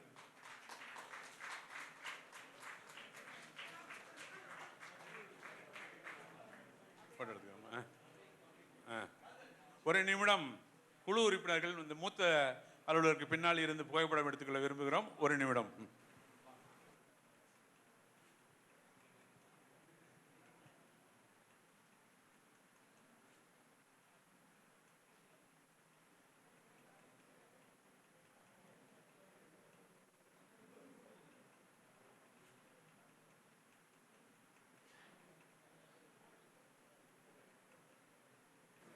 சிறிது நேரம் பேசுமாறு அன்புடன் அழைக்கிறேன். வரிசைக்கிரமமாக வருமாய்.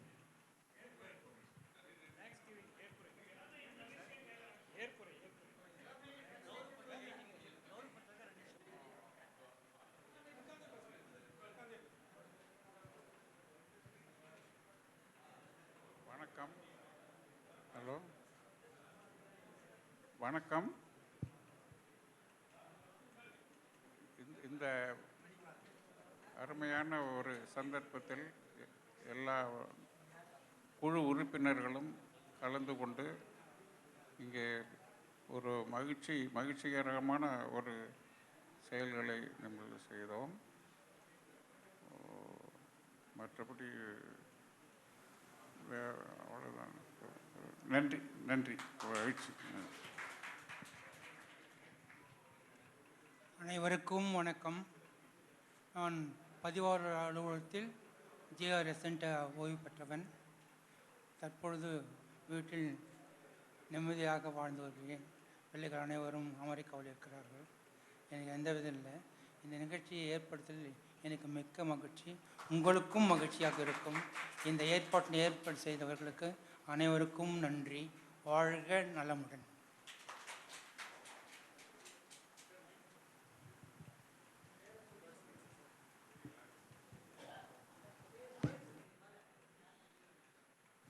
திரு காந்திதாஸ் ஐயா அவர்கள்.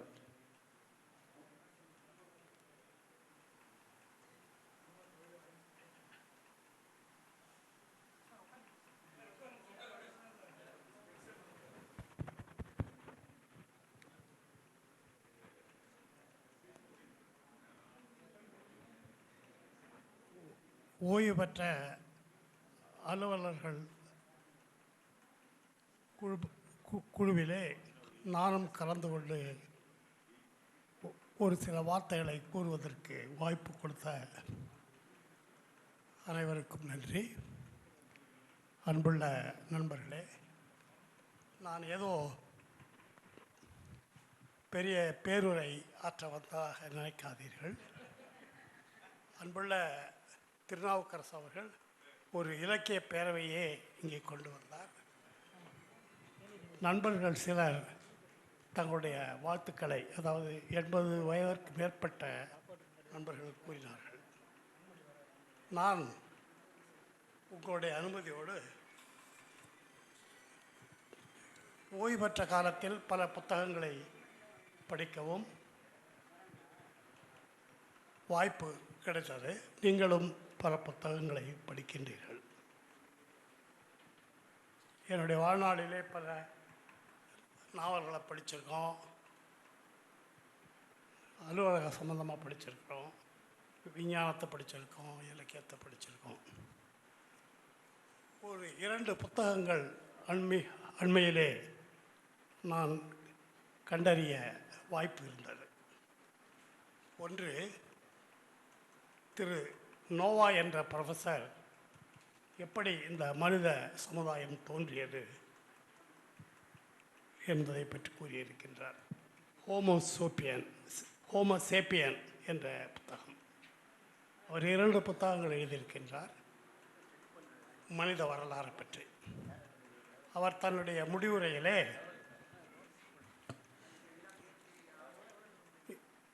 மனித சமுதாயம் தென் ஆப்பிரிக்கா கண்டத்திலும் இந்தோனேஷியா கண்டத்திலும் முதன்முறை உற்பத்தி ஆகிறது என்று கூறியிருக்கிறார்.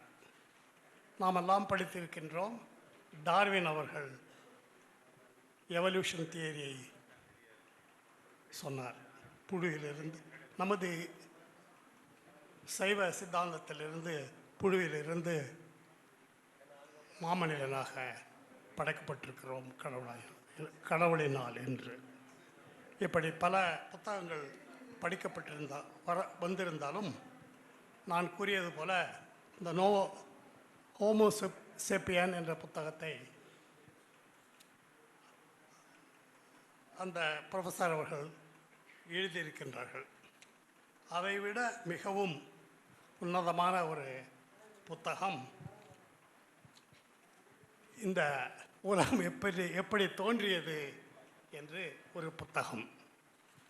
அந்த புத்தகம் எங்கும் வெளியே கிடைப்பதற்கு வாய்ப்பில்லை. அப்படி கிடைத்து நண்பர்கள் படித்திருந்தால் எனக்கு மகிழ்ச்சியாக இருக்கணும். அதில் என்ன கூறப்பட்டிருக்கிறது என்று ஒரு 5 நிமிடங்களில் உங்களுக்கு சொல்லி என்னுடைய உரையாக நான் முடிக்க விரும்புகின்றேன். அவர் என்ன சொல்லியிருக்காரு, உலகத்தில் எப்படி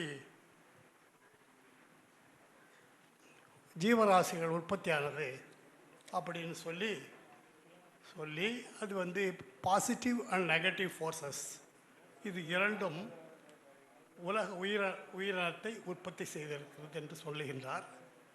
அதை பற்றி நாம் விரிவாக இங்கே பேசுவதற்கு இடம் இல்லை என்றாலும்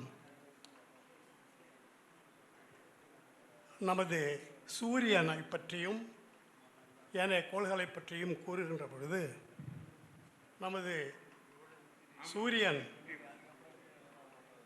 ஒரு மில்கி வே என்ற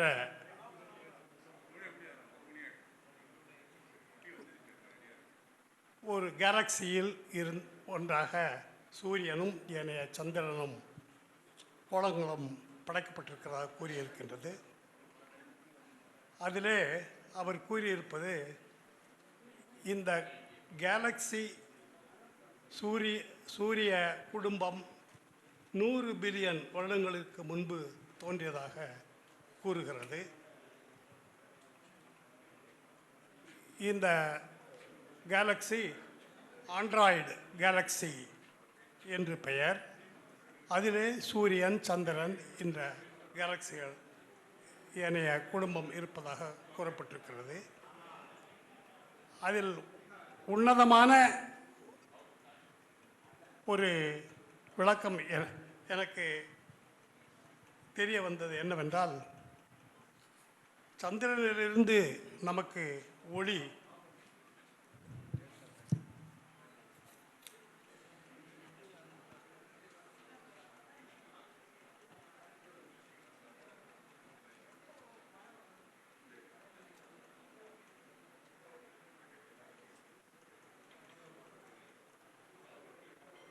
வருவதற்கு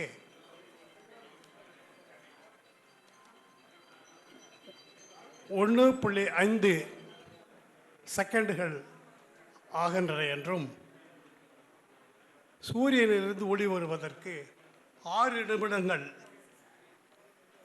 8.5 நிமிடங்கள் ஆகின்றன என்றும் கூறப்படுகின்றது. இப்படி உலகத்தில் எப்படி தோன்றியது, இந்த சூரிய குடும்பம் எப்படி என்பதை பற்றி இந்த பல விவரங்களை நான் பார்த்த பொழுது இதெல்லாம் நமது போன்ற அலுவலர்களுக்கு பார்ப்பதற்கோ படிப்பதற்கோ வாய்ப்பில்லை என்றாலும் இவற்றை உங்களுக்கு பகிர்ந்து கொள்ள வேண்டும் என்று கூறி நான் அந்த ஒரே ஒரு விவரத்தை வரைக்கும் உங்கள் முன் வைக்க விரும்புகின்றேன்.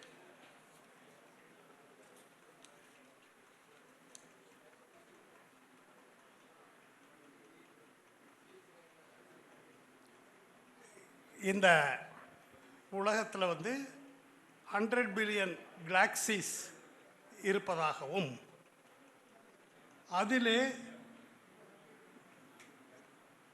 ஒரு கேலக்சி இந்த ஆண்ட்ராய்டு என்ற கேலக்சியாகவும் அதிலே சூரிய குடும்பம் இருப்பதாகவும் அதில் குறிப்பிடப்பட்டிருக்கின்றது. 100 பில்லியன் கேலக்சி. நமது பூமியானது தோன்றி 4 பில்லியன் வருடங்கள் ஆகின்றன என்று கூறப்பட்டிருக்கின்றது. எது? பூமி. இந்த உலகம், யூனிவர்ஸ் தோன்றி 13.8 பில்லியன் வருடங்களுக்கு முன் தோன்றியதாக கூறியிருக்கிறது இந்த புத்தகத்தில். இப்படி இந்த புத்தகத்தின் ஆசிரியர்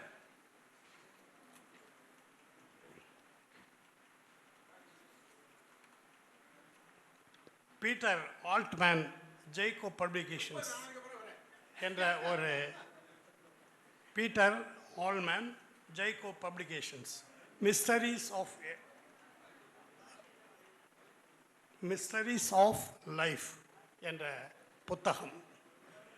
இது இந்த சில புள்ளி விவரங்களை உங்களுக்கு சொன்னதற்கு காரணம், அதில் ஒவ்வொரு இடத்திலும் மனித சமுதாயத்தை பற்றியும் ஏனைய வளர்ச்சியை பற்றியும் கூறுகின்ற பொழுது நாமெல்லாம் எந்த ஒரு துளியில் இருக்கின்றோம் என்று நினைக்கின்றோம். அது ஒரு புறம் ஒரு இமேஜினரி உலகத்திலே இருக்கின்ற மாதிரி இந்த புத்தகம் அமைந்தது. ஆனால் நாம் நம்முடைய செயல்பாட்டில் கூட்டுறவுத்துறையிலே பல ஆண்டுகள் உழைத்து ஓய்வு பெற்றிருக்கின்றோம். நம்மால் இயன்ற உதவியை கூட்டுறவு இயக்கத்தின் மூலம் நமக்கு செய்திருக்கின்றோம். அதற்காக நாம் பெருமைப்படுகின்றோம். அந்த பெருமையை நாம் பகிர்ந்து கொள்வது ஓய்வு பெற்ற அலுவலர்களாகிய இங்கே கூடியிருக்கின்ற நாம் பகிர்ந்து கொள்வது வருடத்திற்கு ஒரு முறையாவது நிகழ்வது எனக்கு மிகுந்த மகிழ்ச்சியை அளிக்கின்றது. இப்படிப்பட்ட நிகழ்ச்சியிலே நமது நண்பர்கள், நமக்கு மூத்த சகோதரர்கள், இலக்கியவாதிகள், சரித்திரவாதிகள், உழைத்து பல நற்பெயர்கள் பெற்ற நண்பர்கள் அனைவரும் இருக்கின்றீர்கள். உங்களுடைய வாழ்க்கையின் பயணத்திலே நான் சில குறிப்புகளை உங்களை கூறினாலும் என்னுடைய வாழ்த்துக்களை இங்கே கூறுவது மிகுந்த மகிழ்ச்சி அளிக்கின்றது. நான் குறிப்புகளை கொண்டு வந்தது உங்களுடைய எண்ணங்களை தூண்டுவதற்காகவே அல்ல, அதற்காக மட்டுமே அல்ல, வேறு ஒரு நோக்கமும் இல்லை என்று கூறி இந்த வாய்ப்பினை எனக்கு கொடுத்ததற்கு மகிழ்ச்சி அடைகின்றேன். ஒவ்வொரு ஆண்டும் இந்த விழா நடைபெறுகின்றது. திருமதி அடிஷனரி சார் அவர்கள் இப்படிப்பட்ட கூட்டத்தினை நடத்துவதற்கு மிகுந்த ஆர்வத்தோடு இருந்து மோகன் போன்ற நண்பர்களை அவர்கள் இயக்கி நமக்கெல்லாம் சந்திப்பதற்கு ஒரு வாய்ப்பு கொடுக்கின்றார்கள். அவர்களுக்கு உங்கள் சார்பாக என்னுடைய நன்றியை திருமதி அவர்களுக்கு செலுத்தி, அவர்கள் பெயரை குறிப்பிட விரும்பவில்லை, எங்களுடைய மனதிலே நிறைந்தவர் அவர்கள் இருந்த ஒரு காரணத்தினால்தான் மோகன் போன்ற நண்பர்கள் இங்கே இயங்குகின்றார்கள். அவர்கள் நீடு வாழ வேண்டும் என்று வாழ்த்துதோடு இப்படிப்பட்ட ஒரு வாய்ப்பை ஆர்வத்தோடு செய்கின்றார்கள். வருடாவர்களும் செய்து வருகிறார்கள். அவர்கள் பணி தொடர வேண்டும், அவர்கள் எல்லா நலனும் பெற வேண்டும். அதுபோல் இங்கே 80 வயதுக்கு மேற்பட்ட நண்பர்கள் இங்கே அமர்ந்திருக்கின்றார்கள். என்னையும் நீங்கள் பேசச் சொன்னீர்கள். பேசுவதற்கு ஒன்றில்லை, இரண்டு இல்லை, நிறைய இருந்தாலும் நாமெல்லாம் இப்படிப்பட்ட ஒரு வாய்ப்பினை பெற்றது பெரிய பாக்கியம் என்று கருதுகின்றேன்.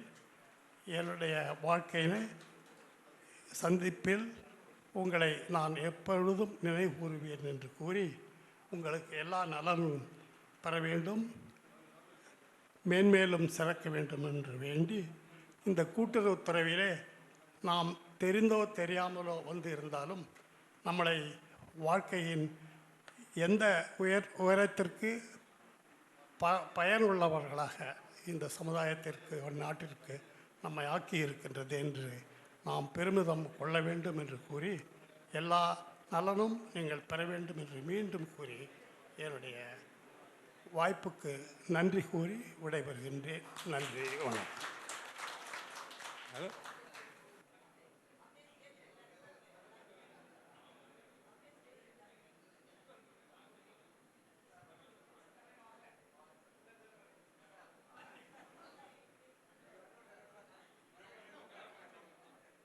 வணக்கம்.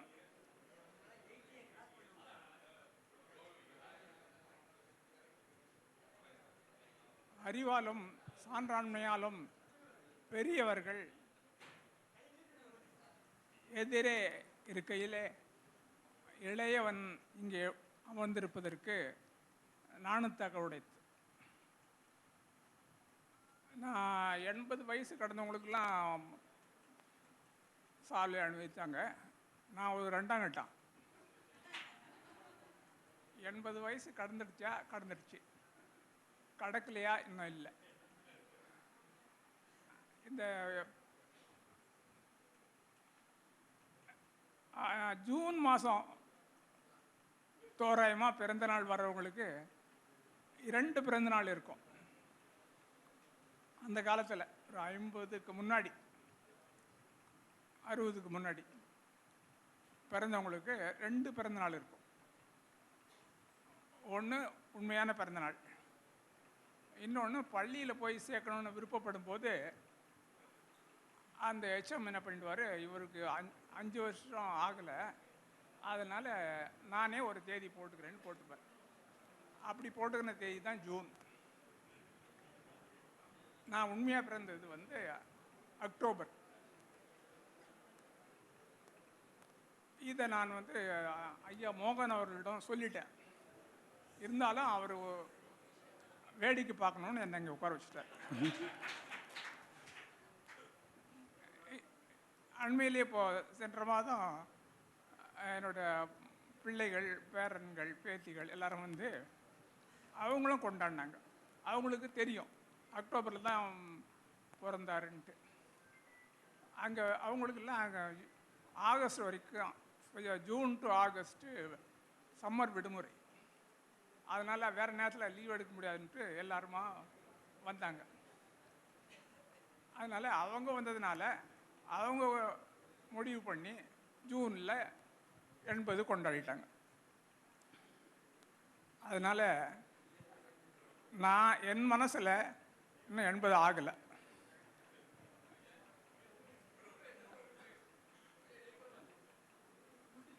ஐயாவுடைய வாழ்த்துப்படி ஆயிடுச்சு. அதுக்கு தகுந்த போல நண்பர் துரைராஜ் அவர் வந்து பணியில் சேரும்போது, அவருக்கு எப்போ 80 ஆயிடுச்சு, அவர் வந்து பணியில் சேரும்போது நான் அவரை வரவேற்றேன், ஃபஸ்ட் அறிமுகமானேன்ட்டு சொன்னார். அது ஐயா மோகனுக்கும் தெரியும். 83 மோபரிஸ் ரோட். அதனால் உங்கள் முன்னாடி இப்படி மேடை இருக்கிறதுல எனக்கு வெக்கம்தான். பட் இருந்தாலும் நட்பு கருதி உங்களுடைய இந்த மரியாதையை ஏற்றுக்கிறேன்.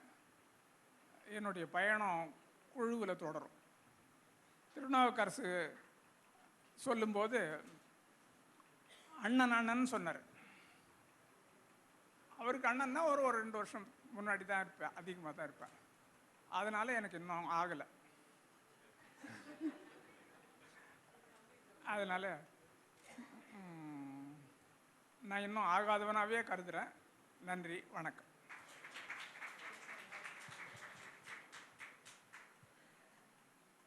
இந்த எஸ்சி குழுவிற்கு வருகை தந்துள்ள அனைவருக்கும் என்னுடைய வணக்கங்களை தெரிவித்துக் கொள்கிறேன். நான் 80 வயது முடிந்து 81வது வயது முடிஞ்சு 82வது வயதில் கால் எடுத்து வருகிறேன். இதற்கு முன்னால் நான் 2வது எஸ்சிஓ குழுக்கு வருகை தந்திருக்கிறேன். ஏன் வருகை தந்திருக்கிறேன்னா, பழைய நம்ம துறையில் சார்ந்த அலுவலர்கள் முகங்களை பார்க்கவே நான் வந்தேன். 2வது இந்த 3வது எஸ்சிஓ குழு கூட்டத்திற்கு அம்மையார் அழைத்திருந்தார்கள். அவரை பற்றி சில குறிப்புகள் சொல்ல வேண்டும்.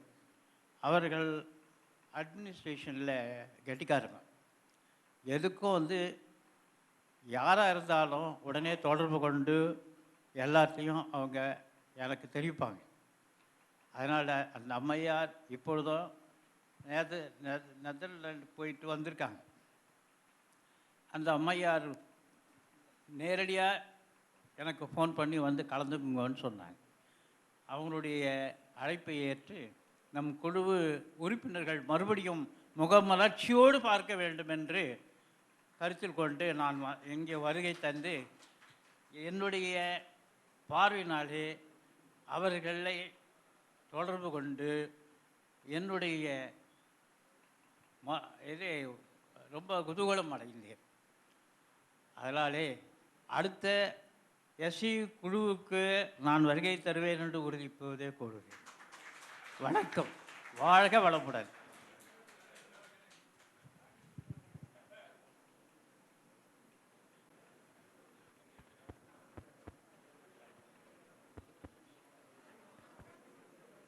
பேசலாமா?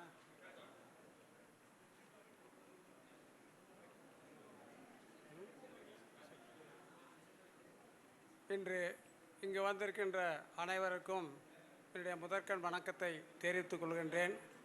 இந்த கூட்டத்தை மிக சிறப்பாக ஏற்பாடு செய்திருக்கின்ற அட்மின், அவருக்கு உதவியாக இருக்கின்ற திரு மோகன், அவருடன் இருந்த 10 நபர் கொண்ட குழுவுக்கும் என்னுடைய பாராட்டுதலையும் நன்றியையும் தெரிவித்துக் கொள்கிறேன்.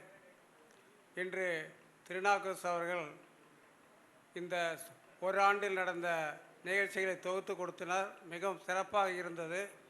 அதில் ஒவ்வொரு அலுவலரும் எந்த வகையில் இந்த வாட்ஸ்அப் குரூப்பில் செயல்பட்டார்கள் என்பதை பற்றி தெளிவாக எடுத்து கூறினார். அந்த மாதிரி ஆக்டிவ் வாட்ஸ்அப் குரூப்பில் நான் இல்லையானாலும் அவர்கள் தொகுத்தளித்த பல்வேறு விஷயங்களையும் படிக்கவும் தெரிந்து கொள்ளவும் இந்த வாட்ஸ்அப் குரூப் மிகவும் உபயோகமாக இருந்தது. என்னை பொறுத்த வரைக்கும் இந்த ஓய்வு பெற்ற அலுவலர் சங்கத்தில் இன்னும் கொஞ்சம் வேறு வகையான செயல்பாடுகளை செய்தால் நன்றாக இருக்கும் என்று கருதுகின்றேன். குறிப்பாக இங்கு ஓய்வு பெற்றிருக்கின்ற அலுவலர்களும் அறிவிலும் ஆற்றலிலும் நாலேஜிலும் மிக சிறந்த விற்பனர்களாக இருந்துதான் ஓய்வு பெற்றிருக்கின்றார்கள். அவர்கள் அறிவையும் ஆற்றலையும் மேலும் பயன்படுத்துகின்ற வகையில் சில செயல்பாடுகளை இந்த குழுவில் கொண்டு வந்தால் நன்றாக இருக்கும் என்று கருதுகின்றேன். குறிப்பாக இந்த ஓய்வு பெற்ற அலுவலர்களுக்கும் தற்போது பணியாற்றி கொண்டிருக்கின்ற துறை அலுவலருக்கும் தொடர்பு அதிகமாக இல்லை. தனிப்பட்ட முறையிலே விசாரிக்கின்ற பொழுது ஒரு சிலருக்கு சில அலுவலர்களை தெரிந்திருக்கின்றது, ஆனால் நிறைய பேருக்கு தெரியவில்லை. ஆகையால் நாம் பணியாற்றிய காலத்தில் செய்த செயல்பாடுகளையும் ப்ராப்ளங்களையும் அதை எவ்வாறு தீர்த்தோம் என்ற அனுபவத்தை துறையில் தற்போது இருக்கின்றவர்களுக்கு கொண்டு சென்றால் மிகவும் நன்றாக இருக்கும், அவர்களுக்கு உதவியாகவும் இருக்கும். குறிப்பாக ப்ரோடியார்ஸாக வருகின்றவர்களுக்கு நாம் ஒரு வரவேற்பு கூட்டம் நடத்த வேண்டும். இண்டக்ஷன் ப்ரோக்ராம் மாதிரி அவர்களை வரவேற்று அவர்களுக்கு துறை எவ்வாறு செயல்படுகின்றது, துறையில் நாம் எவ்வாறு செயல்பட்டோம் என்ற ஒரு அனுபவத்தை அவரோடு பகிர்ந்து கொண்டால் அவர்களுக்கு அது வழிகாட்டியாக இருக்கும். என்னுடைய முக்கியமான வேண்டுகோள், தற்போது ஓய்வில் இருக்கின்ற நமக்கும் தற்போது பணியில் இருக்கின்ற அலுவலர்களுக்கும் இடையே ஒரு தொடர்பு ஏற்பட வேண்டும். அந்த தொடர்புக்கான முயற்சியை நம்முடைய அட்மின் மற்றும் அதனோடு இருக்கின்ற அலுவலர்கள் மேற்கொள்வார்கள் என்று நம்புகின்றேன். அது கண்டிப்பாக தேவை. அதுவும் குறிப்பாக தற்போது பணியாற்றுகின்ற பணியாளர்கள் துறையில் சில ப்ராப்ளங்கள் இருக்கும். குறிப்பாக ரிட்டையர் ஆகிறதுக்கு முன்னாடி சார்ஜ் போடுவாங்க, சஸ்பெண்ட் பண்ணுவாங்க, அந்த மாதிரி பிரச்சனைகள் இல்லாமல் இருக்கும். அதை முன்கூட்டியே நம்மோடு கலந்தாலோசித்தால், இங்கே இருக்கின்ற அலுவலர்களோடு கலந்தாலோசித்தால் அதை எவ்வாறு தீர்ப்பது, எவ்வாறு வழிகாட்டுதல் கொடுக்க முடியும், அதற்காக ஒரு ஸ்பெஷல் செல் கூட நாம் இதை ஏற்படுத்தலாம். கன்சல்டன்சி மாதிரி காசு இல்லை, ஓசியாக தான் சொல்ல போகிறோம். அந்த கன்சல்டன்சி எல்லாம் எக்ஸ்பர்ட்ஸ் இங்கே இருக்காங்க. ஒவ்வொருத்தரும் ஒவ்வொரு பிரச்சனைகளை சந்தித்தார்கள், எப்படி தீர்த்தார்கள் என்பதை சொல்வதற்கு வசதியாக இருக்கும். அதே போல் என்னுடைய வேண்டுகோள் என்னென்னா, அடுத்த மீட்டிங்கில் பார்வையாளர்கள் போல துறையில் பணியாற்றுகின்ற, குறிப்பாக ரெஜிஸ்ட்ரார் ஆஃபீஸர் பணியாற்றுகின்ற அடிஷனல் ரெஜிஸ்ட்ரார் அவர்களோடு கலந்து கொள்ள நம்ம அழைக்க வேண்டும். அழைத்தால் அவர்கள்கிட்ட தனிப்பட்ட பிரச்சனைகள் இருந்தால் நம்மளோடு ஷேர் பண்ணலாம். நாமளும் அவர்களுக்கு ஐடியா இருக்கும். நமக்கு தொடர்பு இல்லாமல் ஒரு பணி சங்கம் வைத்துக்கிறது அது திருப்தியாக இல்லை. என்னை பொறுத்த வரைக்கும் தற்போது பணியாற்றுகின்ற அலுவலர்களோடு தொடர்பு இருக்க வேண்டும். நமக்கு அந்த தொடர்பு ஏற்படுத்துவதற்கான முயற்சியை அட்மினும் மற்றவர்கள் மேற்கொள்ள வேண்டும் என்று விரும்புகின்றேன். அதுபோலவே தற்போது நாம் ஓய்வு பெற்றிருக்கின்றவர்களுக்கு பல்வேறு பிரச்சனைகள் இருக்கலாம். உதாரணமாக பே ஃபிக்ஸேஷன் இல்லாமல் இருக்கலாம், இல்லை பென்ஷன் வராமல் இருக்கலாம், அல்லது சார்ஜஸ் இருக்கும் டிஸ்போஸ் ஆகாமல் இருக்கலாம். அந்த மாதிரி இஷ்யூஸை நமக்குள்ளே எடுத்து அதில் விற்பனைகளாக இருக்கின்ற அலுவலரை வச்சு வழிகாட்டுதல் செய்வது நல்லதாக இருக்கும்னு நினைக்கிறேன். இன்றைக்கி போட்ட பட்டியல் பேலன்ஸ் ஷீட்டில் பார்த்தோம்னா வாட்ஸ்அப் குரூப்பில் ஆக்டிவாக இருக்கிற எல்லா பேலன்ஸ் ஷீட்டும் இருக்குது. ரொம்ப சந்தோஷமாக இருக்குது, பெருமையாக இருக்குது. என்னை போன்றவர்களுக்கு இந்த வாட்ஸ்அப் குரூப்பாக நிறைய தெரிஞ்சிக்க முடிஞ்சுது. ஆனால் அதே சமயத்தில் இந்த ஓய்வு பெற்ற பணியாளர்களுக்கு தேவையான உதவிகள் இந்த சங்கத்தில் செய்திருக்கின்றோமா என்று பேலன்ஸ் ஷீட்டில் பார்த்தோம்னா இனிமே தான் செய்ய வேண்டும் என்ற ஒரு சூழ்நிலை இருப்பதாக நான் கருதுகிறேன். ஆகையால் என்னுடைய முழுமையான வேண்டுகோள், தற்போது இருக்கின்ற பணியாளர்களுக்கும் நமக்கும் ஒரு தொடர்பு இருக்க வேண்டும். அந்த தொடர்பு எத்தகையானது, அவர்கள் வழிகாட்டுதல் எப்படி கொடுக்க முடியும் என்பதை நம்முடைய அட்மின் மற்றும் அவர்கள் சார்ந்த குழுவில் இருக்கின்றவர்கள் உருவாக்க வேண்டும் என்று இந்த நேரத்தில் கேட்டுக்கொண்டு இந்த வாய்ப்பினை கொடுத்த அனைவருக்கும் என் நன்றியை தெரிவிக்கின்றேன். நன்றி. I'm sorry that I am speaking in English. Respected Chairman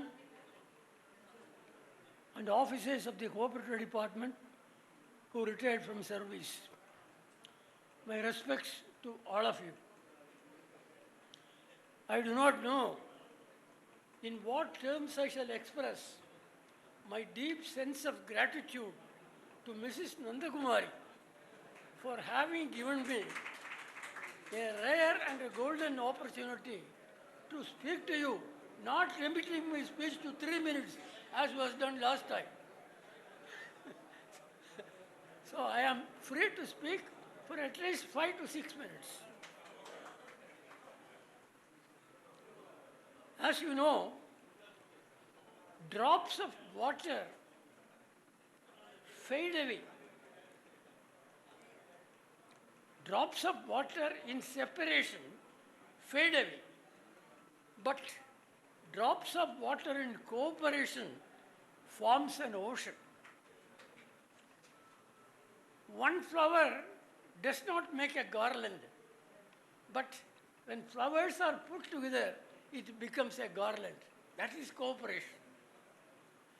One stick cannot be broken easily, but sticks tied together cannot at all be broken at all so easily. That is cooperation. All our strength is in our union, and all our weakness is in our discord. Therefore, let us worship cooperation. The cooperative department which have made us really big. You see, so many have spoken very high of the cooperative department. I know that I have studied cooperation in various countries in the world. For example, In the history of Brazil, I found 72% of the wheat production is done by the cooperatives. In Finland, 96% of the dairy products are handled by the cooperatives. In Kuwait, 80% of the consumer trade is handled by the cooperatives. In Norway, 99% of the milk production is done by the cooperatives. And in Italy, 60% of the wine is produced by cooperatives. Cooperative is thus a powerful organization. What our leaders have stated about the cooperation, I will narrate in a few words. Nehruji, the first Prime Minister of independent India, said, cooperation is the first step towards the goal of socialism. He pointed out that there are three basic pillars in the foundation of the Indian democracy. They are a village school, a village panchayat, and a village cooperative. So, our late Prime Minister has given so much of importance to our cooperatives. Gandhiji, father of our nation, said, only one sentence I am telling about that. People were starved not for want of food, but for want of cooperation. That is the attachment that Gandhiji, father of our nation, had towards cooperation. Then about C. Rajagopalachari, a cooperative has all that is good in capitalism and also communism. It embraces socialism, which is a middle path. It is neither capitalism nor communism.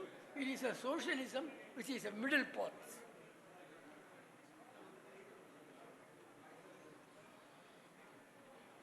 In fact, I know of no other instrument so potentially powerful and full of social purpose as the cooperative movement. I have some more things to be explained to you, but for want of time, I have been specifically told by our friend that I should not speak for more than 5 minutes. Therefore, I stop my speech for the present, and I will reserve the rest of my speech in some of the next sessions. Thank you very, very much for having heard me so patiently. Thank you. Thank you. Hello,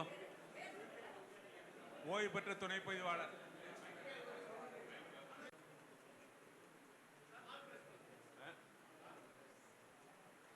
hello hello,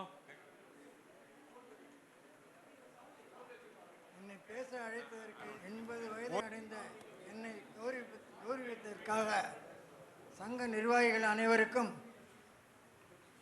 நமது சக தோழர்கள் அனைவருக்கும் எனது நன்றியை தெரிவித்துக் கொள்கிறேன். எனது வயது 87 ஆகிவிட்டது. நான் எப்பொழுதும் சுறுசுறுப்பாக இருப்பேன், எப்பொழுதும் அழுது கொண்டிருக்க மாட்டேன். என்னிடத்தில் பணியாற்றிய அன்பர்களுக்கு தெரியும், என்னிடம் பயிற்சி பெற்ற பயிற்சியாளர்களுக்கும் தெரியும். எப்பொழுதும் சுறுசுறுப்பாகத்தான் இருப்பேன். அப்படி இருக்க கொண்டு தான் இவ்வளவு நாளாக இருக்க முடிகிறது. வயது பெரிதல்ல தன்மைதான் பெரிது. தன்மையாக உணர்ந்து கொள்ள வேண்டும். நான் மீன்வளத்துறை, சர்க்கரை துறை, இது தவிர மற்ற அனைத்து துறைகளிலும் பணியாற்றியிருக்கிறேன். எனக்கு ஒருவருக்கு அது மாதிரி வாய்ப்பு கிடைத்தது. ஆஸ் எ சீனியர் இன்ஸ்பெக்டர்லேருந்து எல்லா துறைகளிலும் பணியாற்றியிருக்கிறேன். எனக்கு கௌரவித்ததற்காக அனைவருக்கும் எனது நன்றியை தெரிவித்துக் கொள்கிறேன்.